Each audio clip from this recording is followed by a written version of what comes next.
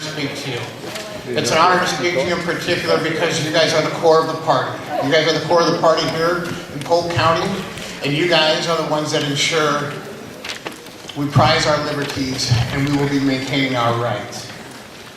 I thank you all for coming here today. Brief history about myself. I am a lifelong resident of the state of Iowa. First amount of dirt that I ever had underneath my fingernails came from Shelby County, Iowa, where I spoke earlier today. Thank you.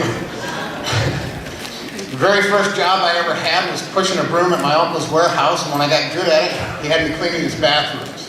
I decided I didn't want to do that for a career. The Navy promised me an education, so I joined the Navy. I spent my first year and a half in school learning electronics. I showed up to my first ship, and the first thing they handed me was a paintbrush and a broom. It didn't take me too long to learn the value of a college degree and that I did have a GI Bill waiting for me, so I went to Iowa State University and I got a degree in marketing. I went to work in retail and I spent my entire life, my professional life, doing sales and sales management. I want to thank you guys I want to thank you guys though for being here today. You guys have a couple of very important tasks in front of you. The first task is deciding on our platform. And I'm sure you guys have probably already been working on it. I ask you to do two things when you work on that platform. The first one is on each one of those planks. Pay attention to the constitutionality of it.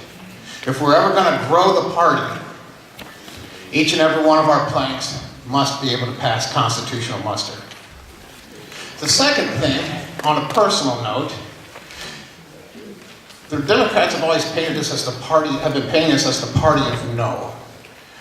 Please choose the rhetoric wisely. When I was in junior high, I went to Catholic school, so that means we had the honor of getting to study religion in school. And one of those projects that we had in junior high was we had to rewrite the 10 Commandments with no negative terms. An example of which would be, thou shalt not bear false witness, got turned into, thou must be honest in all your dealings. As we're writing these planks to the platform, let's please keep them positive, because keep in mind, this is how we're going to sell ourselves to those 720,000 non-affiliated voters statewide that we want to pull into our party. The second big thing you guys have in front of you today is deciding who are the delegates that are going to go on to the district and the state convention.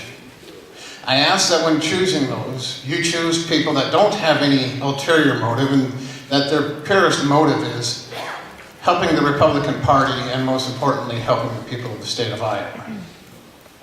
I have four things that I'd like to focus on as a candidate. The biggest thing that I'd like to focus on is our national debt. I'm the only candidate in the entire field that desires a path to solvency. Our nation is currently $17 trillion in debt. I don't like the fact if I owe somebody $17, let alone $17 trillion, and I'm sure most of you feel the same way. The rest of the field that wants to just balance the budget, for some reason they're comfortable paying over $200 billion a year in interest. I'm not. It should go without saying, here we are, we're the Republican Party, and one of the biggest parts of our platform is protecting the Second Amendment. I do have a concealed carry permit. I don't like to talk about it much because it's more of a privacy thing. I'm a staunch defender of the Second Amendment. The Affordable Care Act. The Affordable Care Act, again, another thing, goes without saying, it needs to go. On a personal note, as a veteran, as the only enlisted veteran in the entire bunch, thank you, as the only enlisted veteran, I'd like to see to it that our veterans know on their date of discharge exactly which benefits they will or will not receive before leaving post.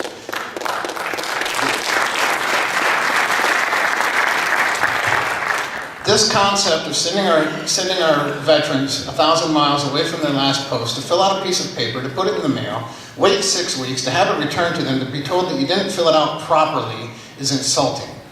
Our veterans deserve better than this. They've worked hard for those benefits, and sometimes too hard. They need to know on the date of discharge before they leave exactly what they will or will not be receiving.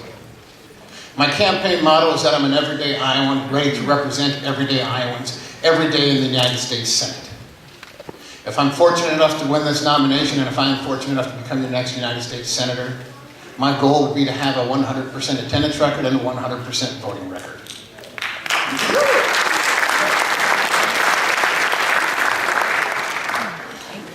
Lastly, as you can tell, I'm a bit nervous up here. I'm not a professional talker.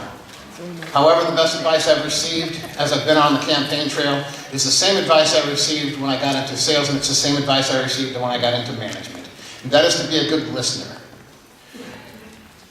I urge you, and when you're vetting this field of candidates, to ask yourself, do I want a candidate that's going to talk to me or one that is going to listen to me? I thank you for your time, and please remember me and Jim. Thank you very much.